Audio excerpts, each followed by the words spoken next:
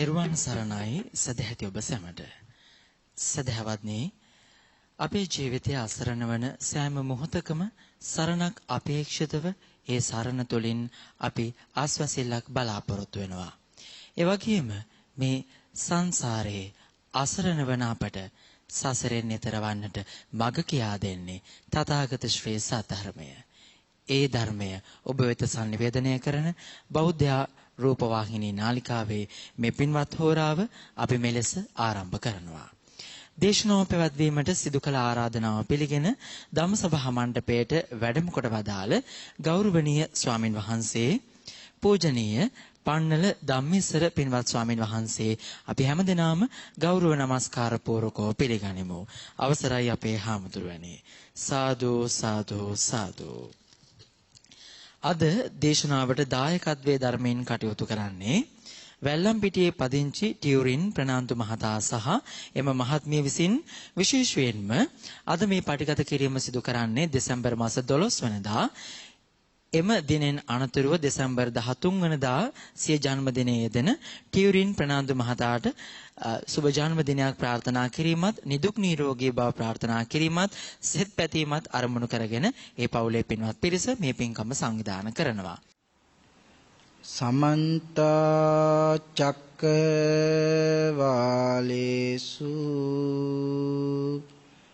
අත්‍රා ගච්ඡන්තු දේවතා සද්ධම්මං මුනි රාජස්ස සුනන්තු සග්ග මොක්ඛදං ධම්මස්සවන කාලෝ අයං බදන්තා ධම්මස්සවන කාලෝ අයං බදන්තා සද්ධම්මස්සවන කාලෝ අයං බදන්තා.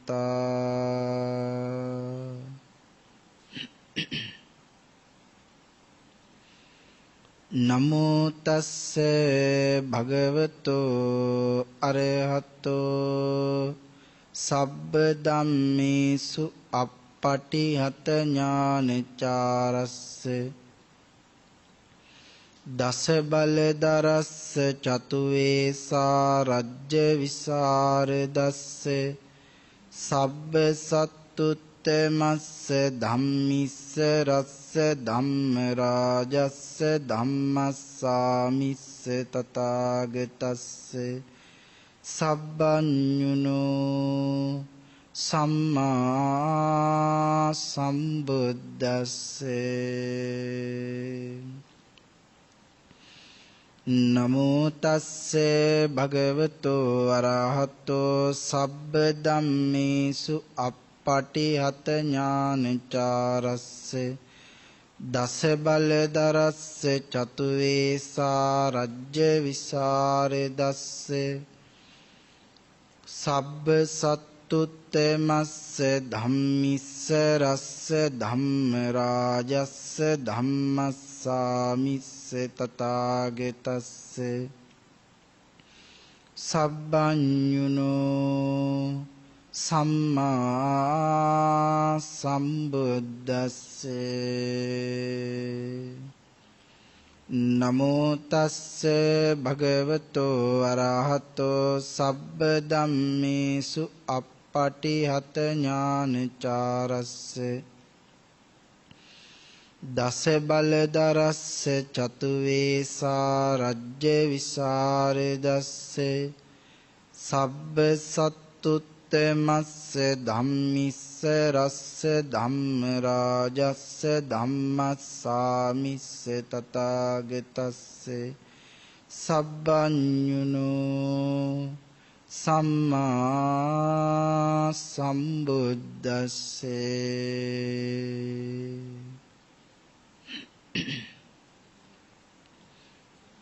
න අන්තලික්කේ න සමුද්ද මජ්ජේ න පබ්බතානං විවරං පවිස්සේ න විජ්ජති සෝ ජගතිප්පදේසෝ ගත්තට්ඨිතං නප්පසේත මච්චුති තී. සද්ධර්ම ශ්‍රාවක කාරුණික ගුණගරුක බෞද්ධ පින්නතුනි, බොහෝම ශ්‍රද්ධාවෙන් යුතුව මේ පින්වත් පිරිස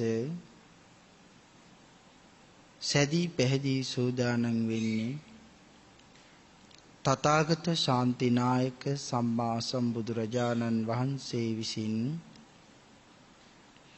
ලෝක සත්වයින් පිළිබඳ අනන්ත අප්‍රමාණ කරුණාවෙන් දයාවෙන් මෛත්‍රියෙන් යුතුව අවබෝධ කොටගෙන දේශනා කොට වදාළ අති උතුම් ශ්‍රී සද්ධර්ම රත්නයෙන්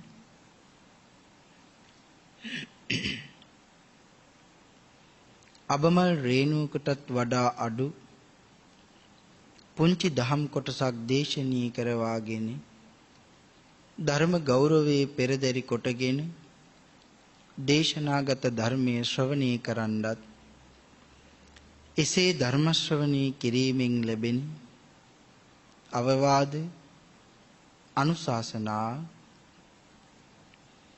තම තමන්ගේ ජීවිතවලට එකතු කරගෙන වඩාත් නිවැරදි ඊ타මත් ධර්මානුකූල වූ මෙලොව ජීවිතයක් ගත කරන්නත් ධර්මානුකූල වූ නිවැරදි වූ මෙලොව ජීවිතයක් තුළින් පරලොව සුගතිගාමී වූ ආයිතික භවගාමී ජීවිතයකින් සැනසීමේ උතුම් වූ පරම පවිත්‍ර චේතනාවෙනුයි සද්ධර්ම ශ්‍රවණයේ සඳහා සැදී පැහැදී සූදානම් වෙන්නේ. පින්තුනි, මේ ලෝක ධාතුවේ පවතින සියලුම දානයන් පරාජයට පත් කරමින් දිනෙන යම් දානියක් වෙතොත් ඒ අතිශ්‍රේෂ්ඨ එකම දානමය පින්කම තථාගත ශ්‍රී සද්ධර්ම දානමය පින්කමයි කියන කාරණාවයි අපේ භාග්‍යවතුන් වහන්සේ සක්‍ර දේවේන්ද්‍රයන් වහන්සේ අමතල මතක් කළේ. සබ්බ දානං ධම්ම දානං ජිනාති. සියලුම දානයන් අභිභවනය කරමින් දිනෙන එකම දානමය පින්කම. ඒ තමයි ලෝතර බුදුරජාණන් වහන්සේගේ ශ්‍රී සද්ධර්මයේ දානය කරවීම. එහෙමනම් ඔබ හැමදෙනාම මේ ලබාපු දුෂ්කර කටුක මනුෂ්‍ය ජීවිතේ බොහොම ලෙහෙසියෙන් ලැබෙන්නේ නැති, නමුත් මේ මනුෂ්‍ය ජීවිතේ ලබාගෙන මේ ජීවිතේ කරගන්නට පුළුවන් අති ශ්‍රේෂ්ඨම කුසල කර්මයක් තමයි මේ සිද්ධ කරගන්න සූදානම් වෙන්නේ. පින්තුනි, දෙහත් වට්ටියක් දීලා ස්වාමීන් වහන්සේ නමකට ආරාධනා කරපුවාම ස්වාමීනි අපට අනුකම්පාවෙන් සසර දුක් විඳින ජීවිත ගත කරන අපිට මේ අනවරාග්‍ර සංසාරයෙන් එතරටපත් වෙන්නේ භාග්‍යවතුන් වහන්සේ මනාව දේශනා කරන්නට යෙදුණු ශ්‍රී සද්ධර්මය අපට දේශනා කරනසේක්වා කියලා ආරාධනාවක් කළොත් එහෙම ආරාධනා කරපු අයට මහා කල්ප 8ක ආනිසංස ලැබෙන බව භාග්‍යවතුන් වහන්සේ මතක් කළා. ඒ බණට ආරාධනා කරපුවාම තවත් පිරිසක් භාග්‍යවතුන් වහන්සේ දේශනා කරපු විදිහටම ධර්ම ශ්‍රවණය කළොත් ඊට මහා කල්ප 9ක ආනිසංස ලැබෙනවා. අපි මහා කල්ප 8කට 9කට රැස් කරගන්න පින් කුසල් මිය පරලෝ ගිහින් ඥාතිවරුන්ට අනුමෝදන් කරපුවාම ඒ අය පින් ගන්න පුළුවන් තැනක උප්පත්තිය ලැබලා ඉන්නවා නම් ඒ අය එක මහා කල්පයකට පින් අරගන්නවා. නිර්මලව ධර්මයේ දේශනා කරන දේශකයන් වහන්සේට සංසාරයෙන් එතරටපත් වෙනකන් ආනිසංස ලැබෙන බවයි ලෝතර බුදුරජාණන් වහන්සේ අපට මතක් කළේ. අනන්ත ප්‍රමාණාංශංශ අපට ලබා දෙන කොයිතරම් වටිනා කියන කුසල කර්මයක්ද මේ. පින්තුනි මේ සංසාර ගාමී ජීවිතයේ ඉපදි මෙරි යන මේ ගමන කොයි තරම්නම් භයානකයිද? කොයි තරම්නම් රෞද්‍රයිද? මේ සසර අපිට කොහොම සලකනවද? ආංගික අවබෝධ කරගත්ත අය සංසාරයෙන් එතර වෙන්න ප්‍රාර්ථනා කරනවා. නමුත් කිසිම කෙනෙකුට කවදාකවත් සංසාරයෙන් එතරටපත් වෙන්න හම්බෙන්නේ නැහැ ධර්ම ශ්‍රවණය කරන්නේ නැතුව. එහෙමනම් නිවන් දකින්න බලාපොරොත්තු වෙන හැමෝම ඒකාන්තයෙන් ධර්ම ශ්‍රවණය කළ යුතුමයි කියලා අපේ බුදුරජාණන් වහන්සේ අපිට කියලා දුන්නා. එහෙමනම් බුදුරජාණන් වහන්සේ කියලා දුන්න විදිහටම ධර්ම ශ්‍රවණය කරන්න සෝදානම් වෙන ඔබට තිබුණ තනියම නමුත් ධර්ම ශ්‍රවණය කරන්න. නමුත් ඔබට හිතෙන්න ඇති මේ ලෝකයේ කොයිතරම් අපි වගේම ධර්ම ශ්‍රවණය කරන්න කැමති අය ඉන්නවද? අපි තනියම ධර්ම ශ්‍රවණය කරන්නේ නැතිව අපි ශ්‍රවණය කරන ධර්මයේ මේ ලෝකයටත් දානය කළොත් ඒක කොයිතරම් වටිනවද?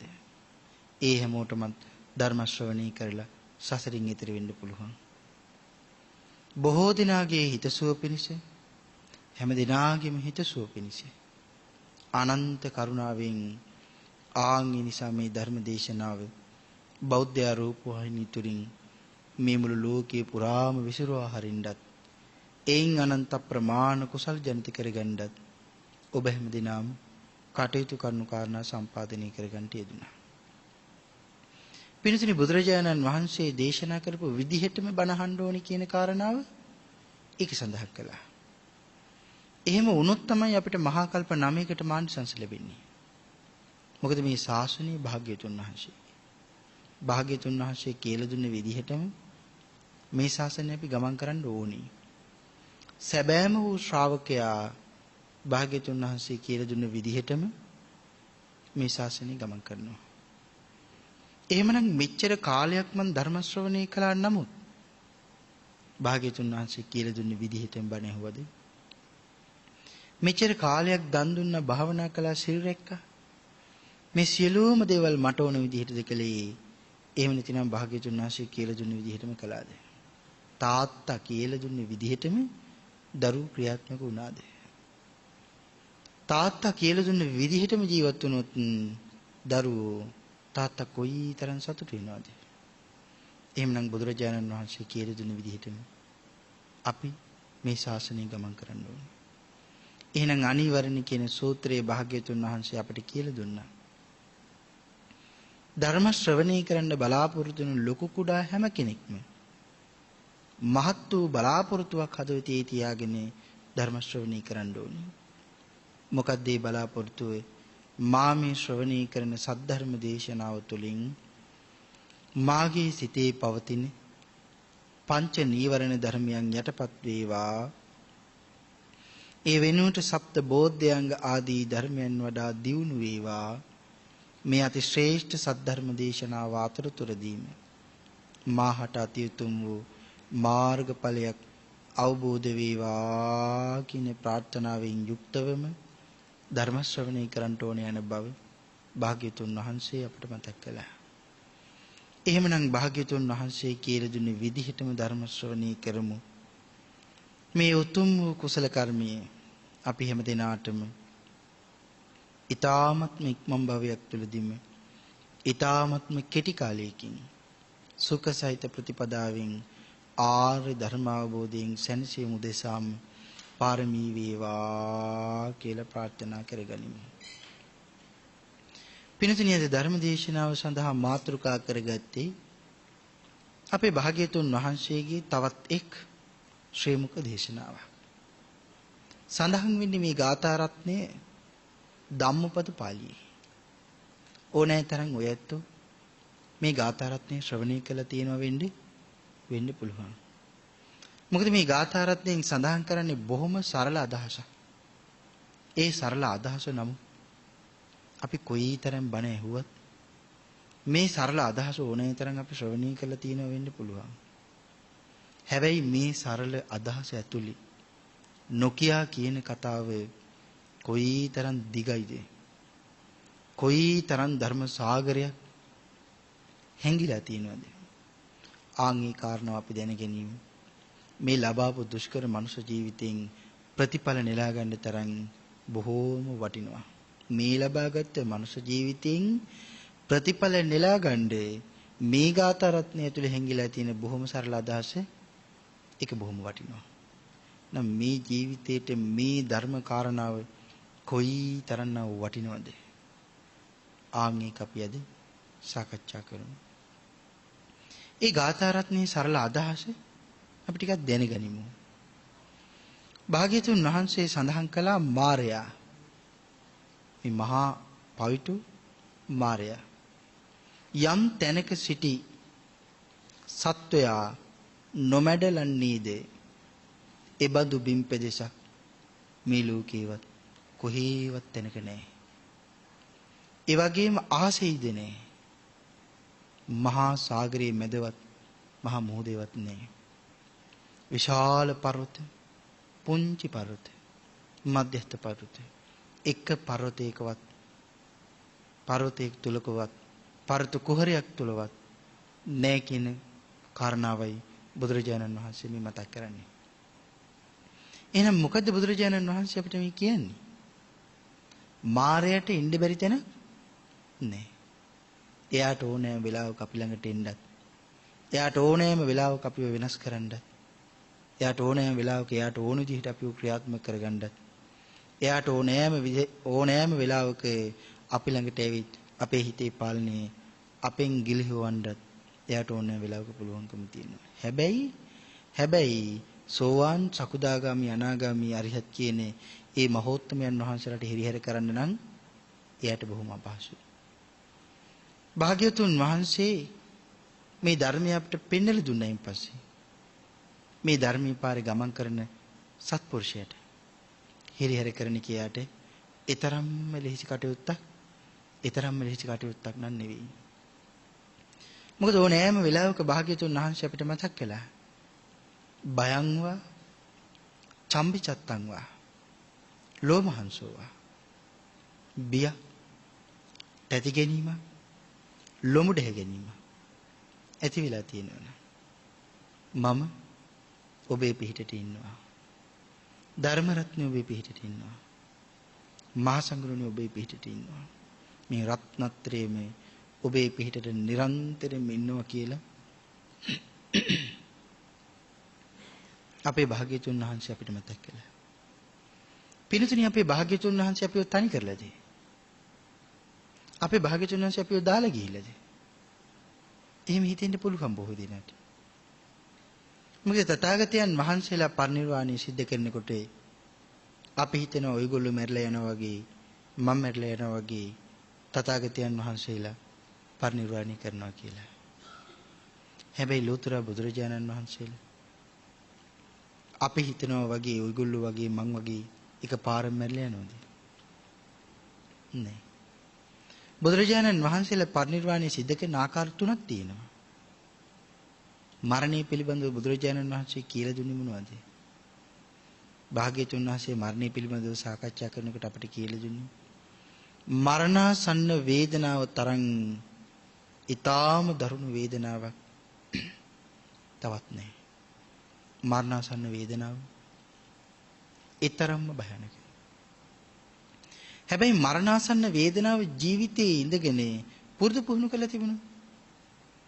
එයාට මරණයේදී එක පුරුදු පුහුණු වෙච්ච එක. උදාහරණයකට සඳහන් කරොත් මහරය කලවරේ මං යනවා කිසිම ආලෝකයක් නැතිව ගමන. යනකොට පාර හරහා මගේ කකුල් දෙක ළඟින් සර්පෙක් යනවා. මං එක පාරම ගැසිලා එක පාරම බය වෙන්නේ නැද්ද? අපි කියනවා මට දෂ්ට කරා නම් එහෙම ඉවරයි මම. බොහොම අහම්බෙන් මම බේරුනේ. මහා පුදුමයක් වගේ මගේ බේරීම. ඒක වෙන්න පුළුවන් දෙයක්ද? පුදුමයක් මගේ බේරීම කියලා අපි කියනවා බය වෙලා තැතියර ගන්නත් පුළුවන්. හැබැයි අපි මේ පාරේ යනකොට අපි දැනගෙන ගියොත් සමහර විටකදී මං ඉස්සරහට යනකොට සර්පෙක් නමුත් මට කරදර කරන්න එන්න පුළුවන්. සර්පයට වැඩි බාධක මං ඉස්සරහට එන්න පුළුවන්. එහෙම දැනගෙන දැකගෙන අවබෝධයෙන් ගියොත් ඒකනට ඊතරම්ම බයක් තියනවාද? ඒකනට ඊතරම්ම බයක් නෑ. ඇයි? කලින් දැනගෙන හොඳට හුරු පුරුදු වෙලා ගියපු නිසා. එහෙමනම් මරණාසන්න වේදනාව කොයිතරම් භයානකයිද? ඒ වේදනාව දැනෙන්නේ මරණාසන්න ස්වභාවයටපත් වෙන්න ඕනේ. එහෙනම් කාතිශේ භයානකයි. අපේ භාග්‍යතුන් වහන්සේලා පිරිනොම් පාන ආකාර තුනකින් පළවෙනි පරිනිර්වාණය, ක්ලේශ පරිනිර්වාණය. සම්බුද්ධ රාජ්‍යය ලබා ගන්නකොටම මහා පරිනිර්වාණයක් කරනවා කොතනද? බොමැඩ ළඟදී. දෙවෙනියට පරිනිර්වාණයක් සිද්ධ කරනවා. ඒකට කියන්නේ ශාරීරිකව ස්කන්ධ පරිනිර්වාණය. මේ සිරුරෙන් පිරිනොම් පානවා. මහා පරිනිබ්බාන සූත්‍රයේ ඔයත් කියවලා තියෙනවනේ. මේ ලෝකයේ තියෙන ශෝක ජනකම සූත්‍ර දේශනාව කියලා සඳහන් කරන්නේ. අපි දැනගත්තොත් ඒක කියවගත්තොත් ඒ සූත්‍රයෙන් බණෙහුවොත් කොයිතරම් ඒක වටීද? මහා පරිනිබ්බාන සූත්‍රයේ සඳහන් කරනවා මගේ ලෝතුරා භාග්‍යතුන් වහන්සේ පිරිනොම් පාලයන් ලැහිටි. ආනන්ද ස්වාමීන් වහන්සේට මේක දරා ගන්න පුළුවන්ද? බෑ.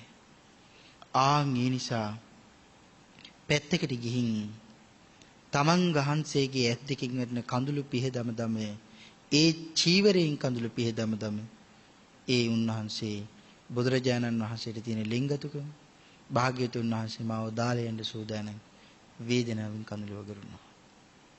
ඒ වෙලාවේ බුදුරජාණන් වහන්සේ මතක් කරපුදී ආනන්ද හිතන් දෙපා ලෝතුරා බුදුරජාණන් වහන්සේ පිරිනුවන් පෑවා කියලා.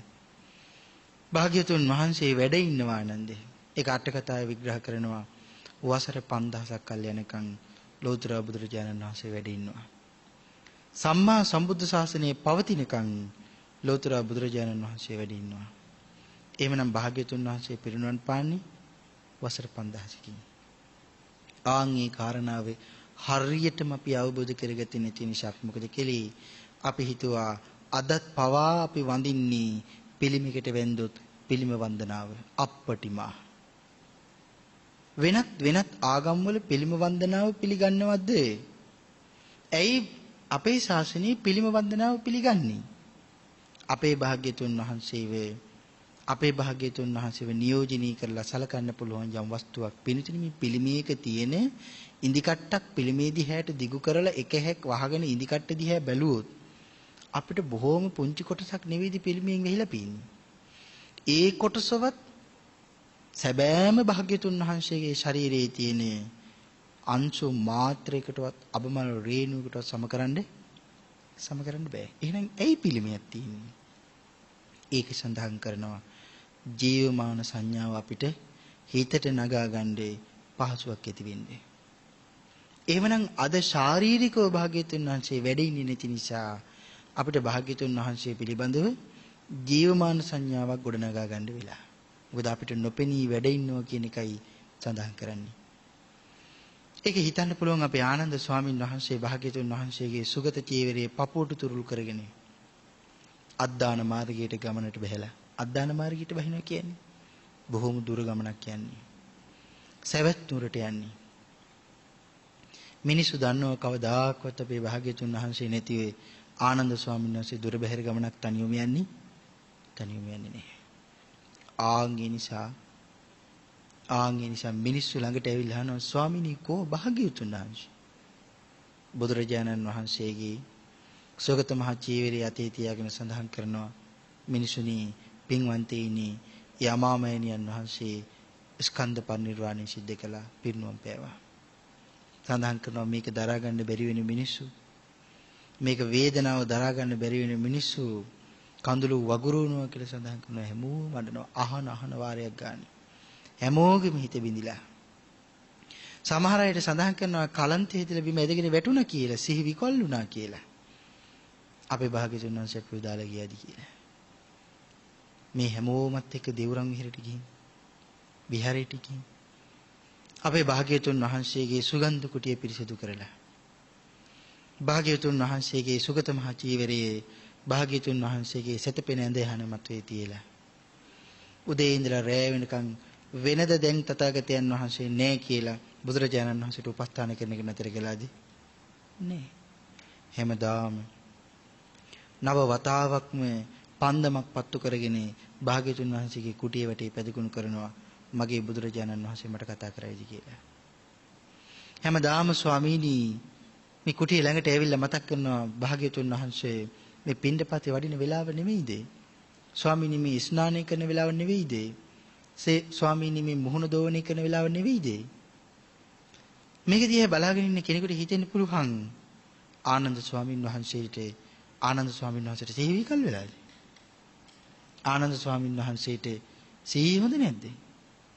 එහෙම නැතිනම් බුදුරජාණන් වහන්සේ නැති ශෝකේ දරා ගන්න බැරුවද ආනන්ද ස්වාමීන් වහන්සේ බුදුරජාණන් වහන්සේ තාම ජීවමානයි කියලා හිතන් ඉන්නේ. නමුත් නෑ, එහෙම නෙවෙයි. බුදුරජාණන් වහන්සේමයි සඳහන් කළේ ආනන්දේ වසර 5000ක් කල් යනකම් මම වැඩ ඉන්නවා. ආන් ඒ නිසා මම පිරිනුවන් පෑව කියලා හිතන්නේ පානන්ද කියලා බුදුරජාණන් වහන්සේ මතක් කළා. එහෙනම් තවමත් තුන්වෙනි පරිනිර්වාණය කළා නෑ. තුන්වෙනි පරිනිර්වාණයට කියන්නේ ධාතු පරිනිර්වාණය.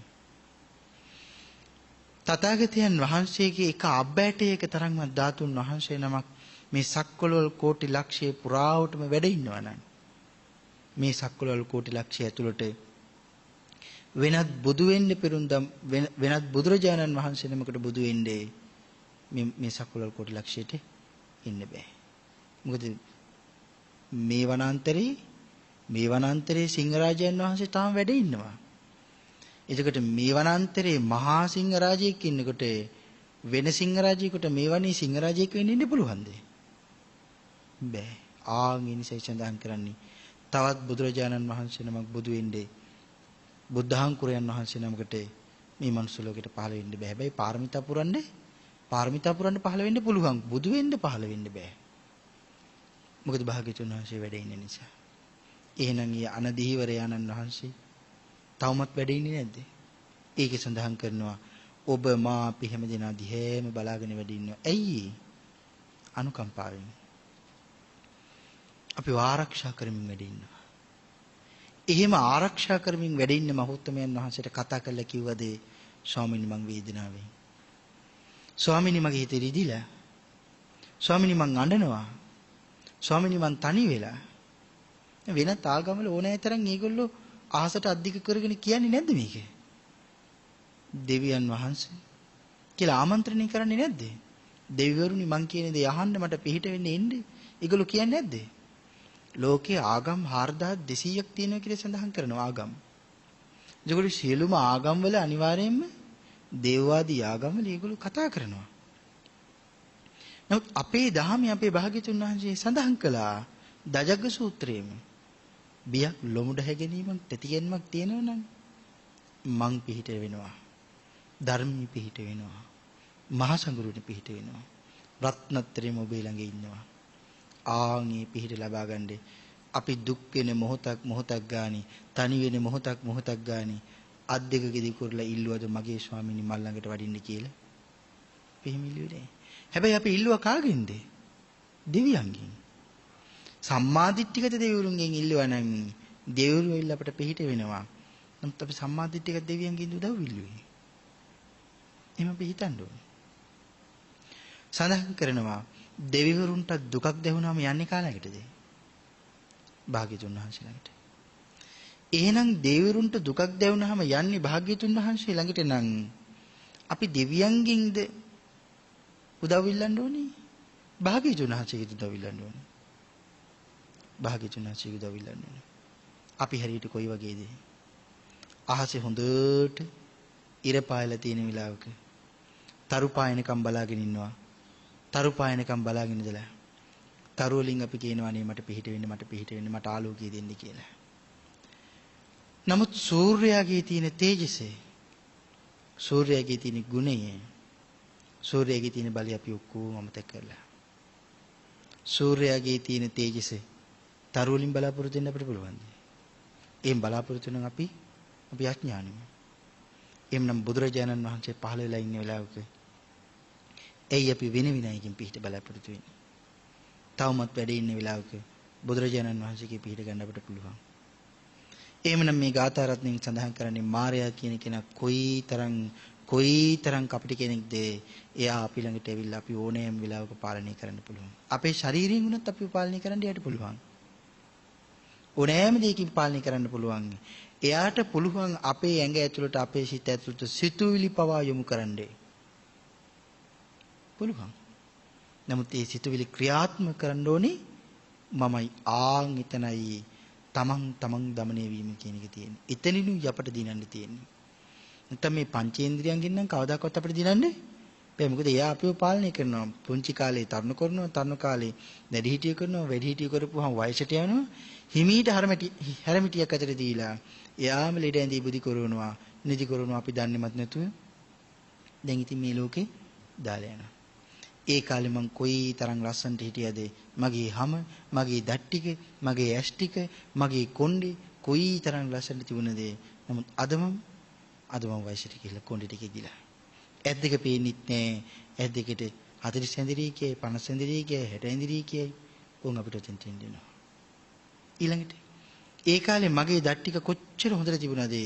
නමුත් දැන් මට බත් ටිකක් කනකොට ඒක බොහොම අමාරුයි. සමහර විටකදී ඒ දත ගිහිලා උඩ තල්ලේ වදිනකොට ඒකත් මට රිදීමක් දැනෙනවා වෙන්න පුළුවන්. එතකොට සමහර වෙලාවට තරුණ කාලේ පුංචි කාලේ කොයිතරම් නිදාගන්න කැමතිද? නමුත් වයසට යනකොට නිින්ද කියන එක සමහර ටික නිදිමත දැනෙන්නේ නැතු වෙනවා.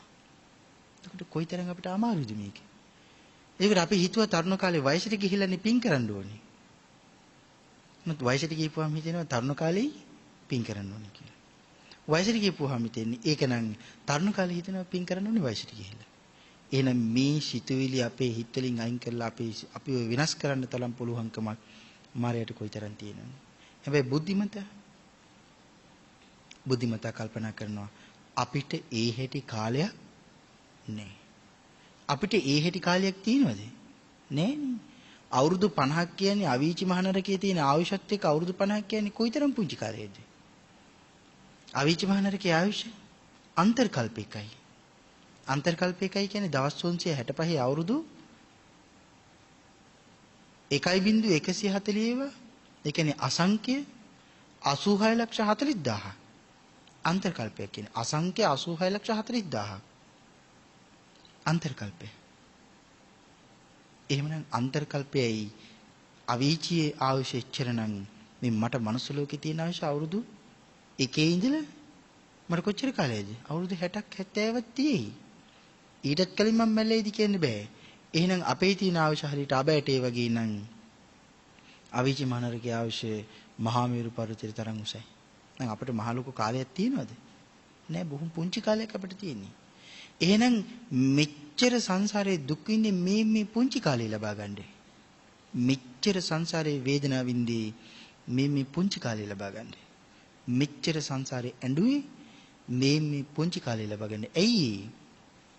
අච්චර දුක් විඳින තියනට වැඩිය මේ අවුරුදු 50ක 60 තියෙන පුංචි කාලේ මට පින් කරගන්න පුළුවන්, කුසල් වඩා ගන්න පුළුවන්, පාරමිතා පුරා ගන්න පුළුවන්, මගේ හිත පාලනය කරගන්න පුළුවන්, මට සසරින් ඉතිරෙන්න පින් කරගන්න පුළුවන්.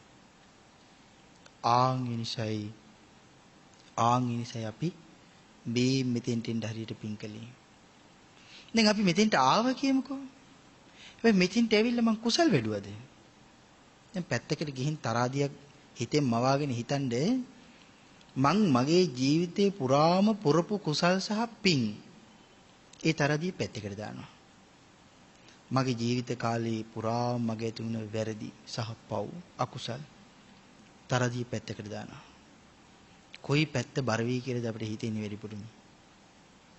කොයි පැත්ත බර වෙයිද?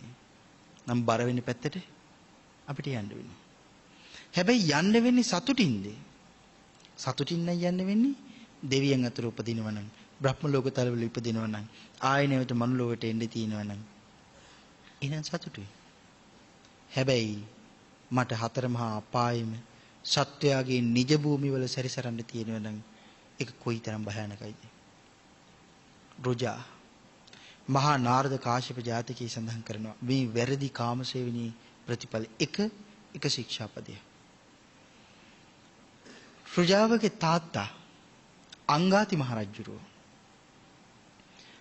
මහරජුරවන්ට නිවටුන්ගෙන් අහන්න ලැබිලා වැරදි කාමසේවනී පිළිබඳව යම් කෙනෙක් ජීවිතයක් ලැබුවොත් ඒ ජීවිතයේ වැරදි කාමසේවනී දින එක බොහොම හොඳයි කියලා අහන්න ලැබුණා. ඒකේ වැරදි කාමසේවනී කාමසේවනී දින එක බොහොම හොඳයි කියලා. ඒ නිසා මොකද කළේ? මුළු ජීවිත කාලෙම රාජ්‍ය කරන එක පැත්තකින් තියලා අන්තఃපුරයට ඇතුල් නුවරට ගිහිල්ලා රාජ සභාවටවත් එන්නේ නැතුව කාමසේවනී වින්දනී කර හිටියා. රුජාව කියන්නේ මහා පුණ්‍යවන්ත දියණියක්. අංගාති රජුරන්ගේ දියණිය තාත්තව හම්බෙනකන් ඉඳලා තාත්තා ළඟට ගිහින් කියන තාත්තේ මට ඔබ ගැන බොහොම දුකයි. මොකද මේ දුක තියෙන්නේ? ඔය තාත්තට එතරම් ආදරෙයි. තාත්තා ළඟට ගිහින් කියන තාත්තේ මේ වැරදි කාමසේවනී කොයි තරම්නම් භයානකයිද? කොයි තරම් බරපතල අකුසල කර්මයක්ද? තාත්තේ කියලා සඳහන් කරනවා මෑට පුළුවන් ආත්මවර 7ක් අතීතයේ දකින්නත් ආත්මවර 7ක් අනාගතයේ දකින්නත්. සඳහන් කරනවා තාත්තේ වැරදි කාමසේවනී නිසා මම සංසාරේ කොයිතරම් දුක් විඳද කියලා සඳහන් කරනවා. කියනවා තාත්තේ ඒ අකුසල කර්මයේ ගැන විපාක දෙනකොට මම අවීචි මහනරකවල ඉපදිලා වැරදි කාමසේවනී පිළිබඳව විපාක විඳිනකොට ඒ විපාකයේ ගැන දැනෙනකොටත් මට බය හිතෙනවා. මට දකින්නකොටත් මට බය හිතෙනවා. මොකද ඇයට පේනවා ඇයට අතීතයේ පිළිබඳව දකින්න පුළුවන් නුවණක් පිහිටලායි තියෙන්නේ. එතරම්ම භයානකයි. තාත්තේ මනුස්ස ලෝකේ ඉපදිලා ඉන්නේ. නමුත් මට ඒක දැන් මේ විඳිනවා වගේ දකින්නවා කියලා වේදනාව විඳිනවා කියලා සඳහන් කරනවා බියක් ඇති වෙනවා කියලා. එතරම්ම භයානකයි කියන්නේ. සඳහන් කරනවා මම හරියට එක වතාවක් වැරදි කාමසේවනී කරපු නිසා අනන්ත ප්‍රමාණ ආත්මවල මම හරියට දුක් විඳා. අසත්පුරුෂයෝ නිසායි වැරදි කාමසේවනී කරන්න යමුනේ එක වතාවක්. හැබැයි එක සත්පුරුෂයෙක් අහම්බෙන් හමු වුණ නිසා මම ඒ ඔක්කොම නතර කරලා මම ධර්මයේ යෙදුණා. ආන් ඒ නිසා සීලවන්ත වුණා. ආන් ඒ නිසා මම මේ මනුෂ්‍ය ජීවිතයක් මම ලබාගෙන නමුත් අද මං කාන්තාවක් විදිහට උපත්ති ලැබලා. එහෙනම් මේ රුජා කියලා කියන්නේ කවුද? මේක බොහොම දිගට සඳහන් වෙන ජාතක කතාවක්. කේවල බලන්න අපේ පින්නතුන්ට හැකියාව තියෙනවා නම් මහා නාරද කාශ්‍යප ජාතකයේ. බොහොම දිගට විග්‍රහ කරලා තියෙනවා මේ වැරදි කාමසේවනී කොයිතරම් භයානකයිද කියලා. මේ එක ශික්ෂාපදයක් සඳහන් කරන්නේ. ආන් ඒ වෙලාවේ රුජා කියලා කියන්නේ කවුද? අපේ ලෝතුරා බුදු අමාමෑණියන් වහන්සේගේ අග්‍ර උපස්ථායකයන් වහන්සේ වෙන්නේ කල්ප ලක්ෂයක් පාරමිතා පුරපු ආනන්ද මහා ශ්‍රාවකයන් වහන්සේ. රුජා කියන්නේ කුමාරී බවට පත් වෙලා හිටියා. එහෙනම් බලන්නකෝ මේ වැරදි කාමසේවනී කොයිතරම් භයානකයිද? එහෙනම් අනිත් ශික්ෂාපද කොයිතරම් භයානකයිද? එහෙනම් මායя කියන කෙනා අපිව කොයිතරම් පාලනය කරනවද? එයා කොයිතරම් සතුටු වෙනවද? මට තරහ යන කේන්ති යන වාරයක් ගන්න. දැන් මම පෑනක් කියලා තියෙනවා මෙතන. ඒ පෑන ඇද කරොත් මට තරහ යනවනම්. ඉතින් අඥානිය කවුද? ඇද කරපු කෙනාද? එහෙම නැතිනම් මමද? තරහ ගියේ මට. නම් මම්මයි මෝඩයා. මම්මයි අඥානියා. එහෙනම් සඳහන් කරනවා ඇයි එහෙම කියන්නේ? ඔයත්තන්ගෙන් ඇහුවොත් ඔයත්තන්ට සතුරු නැද්ද? ඉන්නවනේ. කිව්ව ගමන් මතක් වෙනවා අසුවල් කෙනා මගේ සතුරායි කියලා. හැබැයි ඒ අයද සැබෑම මගේ සතුරෝ නෑනේ. ඇයි එහෙම කියන්නේ? ඒ අයට පුළුවන් ලොකුම හතුරුකම තමයි මල් ළඟට මන්නයක් හරි පිහියක් හරි කෙටේරියක් හරි අරගෙන ඉල්ල මාව මරලා දාන එක. නම් සංසාරී මායя කියන හතුරට අපිව නැවත උපද්දේ දුක් විඳින්න තනි කරන්න අසරණ කරන්න වේදනාව දෙන්න බට්ටික ඛණ්ඩ තියෙන එක පව ආත්මවර කෝටි ගණනක් නැති කරන්න පුළුවන්. එහෙනම් අපේ ලොකුම සතුරා කවුද?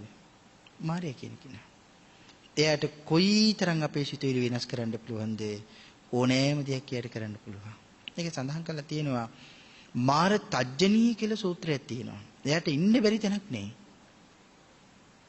අපේ මුගලන් මහරහතන් වහන්සේ මේ සම්මා සම්බුද්ධ ශාසනයේ ඉන්නේ තථාගතයන් වහන්සේට පසුව එරිදි බලලාභීන් අතරින් අගතුරුලත් මහෞත්තමයන් වහන්සේ. දවසක් මේ මහෞත්තමයන් වහන්සේ එක්තරා සමාධියකට තමන් වහන්සේගේ කුටිය ඇතුළේ ඉඳලා සමවැදිලා ඉන්නකොට උන්වහන්සේට දැනෙනවා මේ කුසේ වේදනාව. කුස පැත්තකින් නිකන් අර තෙමිච්ච කවුපි මල්ලක් ගිහිල්ලා පැත්තකින් තිබ්බා වගේ. උන්වහන්සේට දැනෙනවා. උන්වහන්සේ බේත් පානය කළා. උන්වහන්සේ ඖෂධ ගත්තා. විවේක ගත්තා. සුව වීමක් නෑ. තමන් වහන්සේගේම කුස ඇතුළට තමන් වහන්සේ ගිහින් බලනවා කවුද මට මේ වේදනාව දෙන්නේ? බලනකොට මාරයා. ආන් ඒ වෙලාවේ තජ්ජනීය සූත්‍රය කියලා සඳහන් කරන මාර තජ්ජනීය මාරයාට තර්ජනී කරනවා. තර්ජනී කරනවා කියවම ඔය ඇත්තන්ට හිතෙන්න පුළුවන් රහතන් වහන්සේලා අනිත් අයට තර්ජනී කළාද? අපි කරන තර්ජනාව නෙවෙයි මෙතන සඳහන් කරන්නේ සිංහනාදයක් වගේ පවිතු මාරයේ වහාමගේ කුසින් ඉවත් වෙලා යව තප වගේම මාරයෙක් වෙලා මමත් මීට කලින් හිටියා. ආන් එහෙම සඳහන් කළා. එහෙනම් දැන් ඉන්න මාරයාගේ නම මොකද්ද? ඒකවත් අපි දන්නවද? දැන් ඉන්න මාරයාගේ නම අපි කියන්නේ කලුරිය කරනවා කියලා. කාලගේ ක්‍රියාව කරනවට තමයි කලුරිය කරනවා කියන්නේ. එහෙනම් දැන් ඉන්න මාරයාගේ නම මොකද්ද? එයාගේ නම කාල. එහෙනම් කාල කියන කෙනාගේ ක්‍රියාව කරන නිසා කාල ක්‍රියා කරනවා කියලා අපි කියනවා. ඒක අපි අමතක කළා අද නම් කියන්නේ මැරෙනවා කියලා. ඉතින් මේ කාරණා තුලින් අපේ භාග්‍යවතුන් වහන්සේ අපිට කියලා දුන්නා මාරයට එන්න බැරි තැනක් මේ ලෝකේ කොහෙවත් නැහැ. කිසිම තැනක් නැහැ. මහා සාගරයේ කොයිතරම් ගැඹුරුද? යොදුන් 84000ට වැඩි මේ මහා සාගරයේ ගැඹුරුයි. එයාට ඕනෑම වෙලාවක ඕනෑම තැනකට යන්න පුළුවන්. මේ ලෝකේ කවදාකවත් අපි දැකලා නැති පර්වතය කොයිතරම් තියෙනවද? හිමාල පර්වතය කොයිතරම් අපි දැකලා නැති තැන් තියෙනවද? අපි ගිහිල්ලත් නැති කොට දකින්නේ කොහොමද? මහා මේරු පර්වතය යොදුන් 1,68,000ක් උසයි. මේ මහ පොළොව දරාගෙන යොදුන් 2,40,000ක් ගණනකට බොල් පොළොව මේ මහ පොළොව කියලා සඳහන් කරනවා. ඒක දරාගෙන ඉන්නවා මේ විශාල පර්වතය. මේ කොහෙවත් අපි හැංගිලා හිටියත් අඩුම තරමේ අහස් කුසේ කොයිතරම් අහස තියෙනවද? මේ අපි පය ගහලා ඉන්න පොළොවෙන් එහාට සම්පූර්ණයෙන්ම තියෙන අහස. එහෙනම් සක්වල කෙරවලට ගිහිල්ලා අහස නතර වෙනවද නේ? සක්වලෙන් එහාටත් අහස තියෙනවා. නමුත් මේ කොහේ හිටියත් මාරය කියන කෙනාට පුළුවන් අපි ළඟට එන්න. එයා අපි ළඟට ආවට කමක් නැහැ. හැබැයි ඔබයි මම මේ කල්පනා කරනෝනේ මාව පාලනය කරන්න මං එයාට දෙනවද කියලා. අපි කියනවා අපි වහල්ලයි නෙවෙයි. අපි එහෙමයි නෙවෙයි. ලෝකෙටම හඬගාලා කියනවා අපි කවුරුවත් යටතේ ජීවත් වෙන්න නම් කැමති නෑ. අපි එහෙම කියන්නේත් අපේ මාන්නේ තියෙන නිසා. කාටවත් අතපාලා ජීවත් වෙන්න අපි කැමති. අපි කැමති නෑ. එහෙම නෙමෙයි අපි කියන්නේ. එහෙම අපි කියන්නේ. ආන් එහෙම වෙලා ඉන්න වෙලාවක මගේ ගෙදරම කැරලා බිමට වැටිලා මට කෙනෙක් ඇවිල්ලා හාල් නෑබිලියක් දෙනවා. ඉතින් කන්න දෙයක් නෑ නිසා මේක උයාගෙන කන්න කියලා. එහෙම දෙනකොට මං කියනවා අපි කාටවත් අතපාලා ජීවත් වෙන්නේ නෙවෙයි කියලා. එතකොට එතන තියෙන මාන්නේ නෙවෙයිද? එතන තියෙන මාන්නේ. එහෙනම් අඥානකම මානී තියෙන අයට කවදාකවත් සසරින් ඈතර වෙන්න පුළුවන්ද? කවදාකවත් බෑ. එහෙනම් අපි අඥානියෝද? මේ ලෝකයේ වැඩිපුරම ඉන්නේ අඥානියෝ. නමුත් බොහෝම බුද්ධිමත් අය නියම විදර්ශනා සහිත සිතුවිලි ඇති කරගෙන සසරින් ඈතර වෙන්න ප්‍රාර්ථනා කරන අය බොහොම අඩුවෙන් ඉන්නවා. නම් ආන්‍යයට සද්ධ කියන සූත්‍රයේ බුදුරජාණන් වහන්සේ අපිට කියලා දෙනවා ඉස්සෙල්ලාම බුදුරජාණන් වහන්සේලා මේ සත්පුරුෂයෝ ඉස්සෙල්ලාම අනුග්‍රහ කරන්නේ කාටද? ශ්‍රද්ධාවන්තයින්ට. ඉස්සෙල්ලාම අනුග්‍රහ කරන්නේ ශ්‍රද්ධාවන්තයින්ට. ඉතින් අපි වෙන්න පුළුවන් අපේ සමාජයේ හයිය තියෙන අයට, කුලේ හොඳ අයට, සල්ලි තියෙන අයට, ධනෙ තියෙන අයට. ඒක මේ සමාජයේ හැටි. නමුත් ලෝතර බුදුරජාණන් වහන්සේ ඉස්සෙල්ලාම අනුග්‍රහ කරන්නේ කාටද? ශ්‍රද්ධාව තියෙන අයට. ආන් එකයි සඳහන් කරන්නේ මේ ලෝකේ කොයිතරම් පොසත් වුණත් වැඩක් නැහැ. ශ්‍රද්ධාවෙන් අපි ශ්‍රද්ධාවෙන් පෝසත් නැත්නම් මොකද මෙතෙන්ට ආවේ ශ්‍රද්ධාව පෝෂණය කරගන්න, සීලය පෝෂණය කරන්න, පාරමිතා පෝෂණය කරගන්න. ආන් එහෙමනම් ඔබේම හිතට තට්ටුවක් දාලා අහලා බලන්න මං සීලෙන් පෝසත් වෙලාද? මං සීල් රැක්කද? මම කවදාක්වත් කරගන්න බැරි පින් කරගන්න මනුලොවට ආපුවාම එහෙම පින් කුසල් මට කරගන්න පුළුවන්කම ලැබුණාද? මගේ ජීවිතේ කොයිතරම් වැරදි වෙලා තියෙනවද? ඒ සියලුම වැරදි වලට වැඩිය කොයිතරම් මම පින් කරගෙන තියෙනවද? කුසල් වඩාගෙන තියෙනවද? ආන් එහෙම හිතන්න ඕනේ. සීල් රකින්න උනත් ශ්‍රද්ධාව තියෙනව නම් බලෙන් රකින්න ඕනේ නැහැ. ඉබේ රැකෙනවා. සීල් රකින්න උනහම ශ්‍රද්ධාව තියෙනව නම් සීල් බලෙන් රකින්න ඕනේ නැහැ. ඒක සඳහන් කරනවා ඉබේ සීල් රැකෙනවා කියලා. එහෙනම් මගේ අතින් සීල් රැකෙනවද? එහෙම නැතිනම් මම බලෙන් සීල් රකින්න හදනවද? අන් ඒකම හිතෙන් අහන්නකෝ. ඒකට අපේ හිත කෑ ගහලා විලාප තියලා මොනවා කියයිද? ආන් එහෙමනම් හිතලා බලන්න. තාමත් අපිට කාලය ලැබිලා තාමත් කාලය අපිට තියෙනවා. හැබැයි බොහොම සුළු කාලයක් තියෙන්නේ. මේ ලැබිලා තියෙන සුළු කාලෙන් ප්‍රයෝජන ගන්න ඕනේ. ප්‍රතිඵල නෙලා ගන්න ඕනේ. මොකද ඒකටයි මේකට ආවේ. පෙරදෙන්න කැමතිද? පෙරදෙන්න කැමති නෑනේ. මාන්නයක් තියෙනවා නම් එතනත් එහෙම හිතනවා ඉතින් මම පෙරදෙන්න කැමති නෑ කියලා.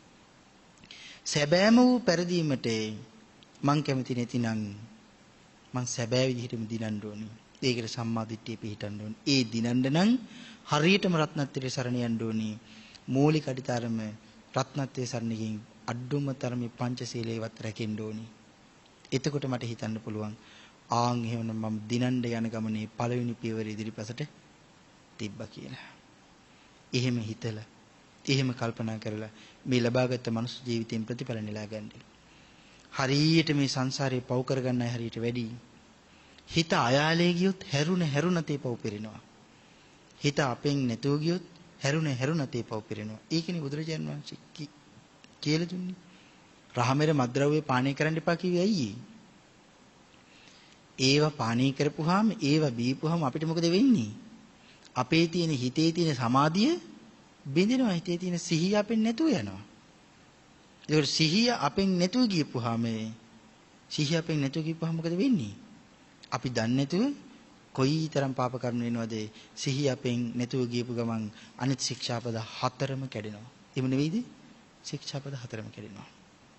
එහෙනම් හිතලා බලන්න. මේ ශික්ෂාපද 5 කොයිතරම් වටිනවද මට රැකගන්න? ඒකනේ කියනවා නම් ශික්ෂාපද 1 2ක් අඩු වෙනවනම් ඒක කොයිතරම් වටිනවද කියලා කියන අය එහෙමත් ඥානෙම මේ ලෝකේ හොඳට ඉන්නවා. එහෙව් අය අතරේ මට පුළුවන් නම් පංචශීලයේ රකින්න ගමන් අෂ්ටාංග සමන්නාගත සීලය රකින්න.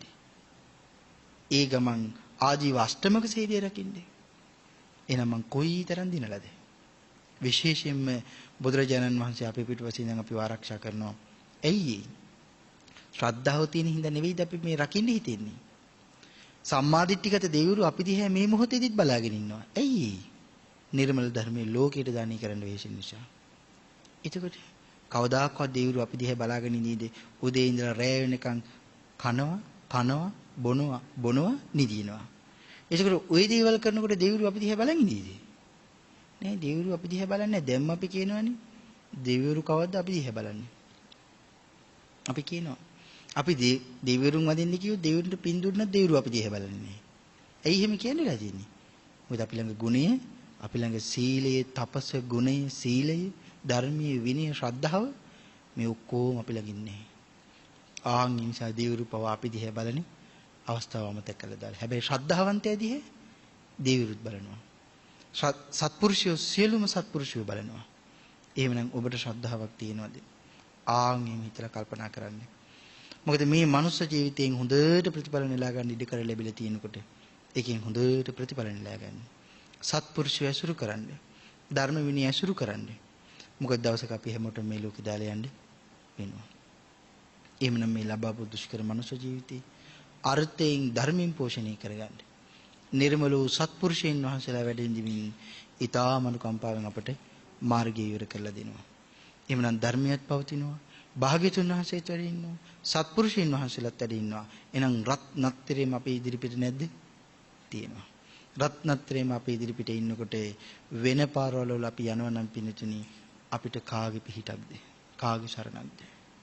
එහෙමනම් රත්නත්‍රි ආශිර්වාදේ ඔබ හැම දිනාටම නිරන්තරයෙන්ම සසරගාමී ජීවිතයෙන් ඈතරටපත් වෙන්න උදාපත් වේවා කියලා ප්‍රාර්ථනා කරනවා. මේ උතුම් වූ සද්ධර්ම දේශනාමය පින්කමේ පින්වන්ත දායකත්වයේ වැල්ලම්පිටියේ පදිංචි පින්වත් ටියුරින් ප්‍රනාන්දු මහත්මාණන් සහ එම මහත්මිය ඇතුළු පවුලේ පින්වත් පිරිස අසල්වාසීන් උතුම් වූ අරමුණ දෙපාර්ශවයේම දෙමෝපියන්ට පින් පැමිණවීම ඉක්මන් භවයකදීම ඊ타ත්ම කෙටි කාලයකින් සැපසහිත ප්‍රතිපදාවෙන් නිර්වාණ අවබෝධය ලැබේවා කියලා ප්‍රාර්ථනාවක් සිද්ධ කරනවා. පූජනීය දරණාගම කුසල ධම්ම අවසරයි බෝධිසත්වයින් වහන්සේ ඇතුළු ගංගොඩවිල සෝම මහා ස්වාමීන් වහන්සේ ඇතුළු සියලුම සංඝ පීත්‍රවරයන් වහන්සේලාට මේ පින්දහම් අනුමෝදන් වේවා කියලා පින් පමුණුවනවා.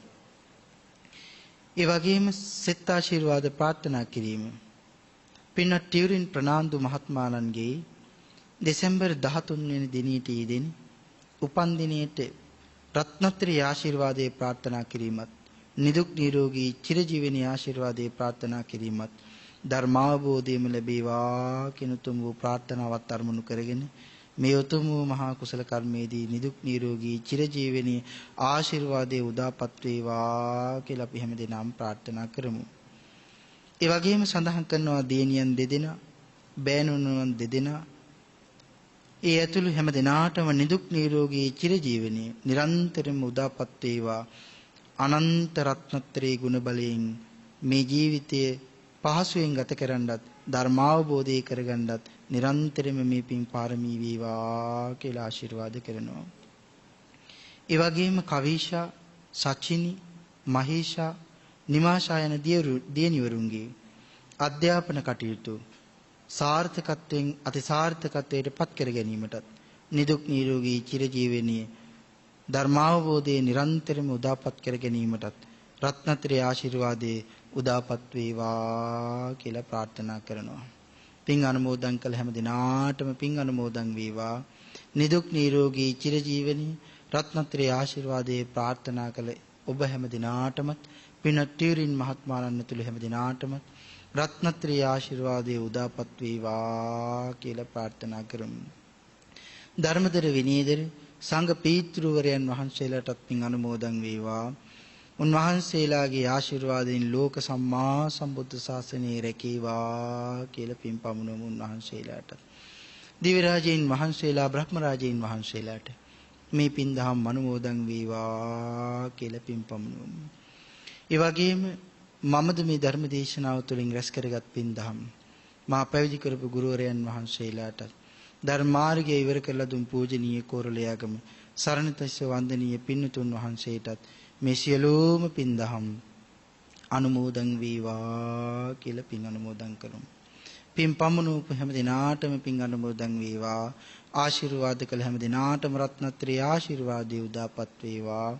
ඊ타මත්ම ඉක්මන් භවයක් තුළදීම ඊ타මත්ම කෙටි කාලයකින් සැප සහිත ප්‍රතිපදාවෙන් ආර්ය ධර්මාවබෝධයෙන් සැනසීම දෙසාම ඔබ මාතුළු අපි හැම දිනාටමත් හෙට දිනේදී උපන් දිනේ ලබන්නා වූ පින්වත් ටියුරින් මහත්මාණන් ඇතුළු අපි හැම දිනාටම ලෝතර භාග්‍යවතුන් වහන්සේගේ කරුණාවෙන් මේ උතුම් වූ කුසල කර්මයේ සසර කතරින් ඈතරටපත් වීම දෙසාම පාරමී වේවා කියලා ප්‍රාර්ථනා කරගනිමු.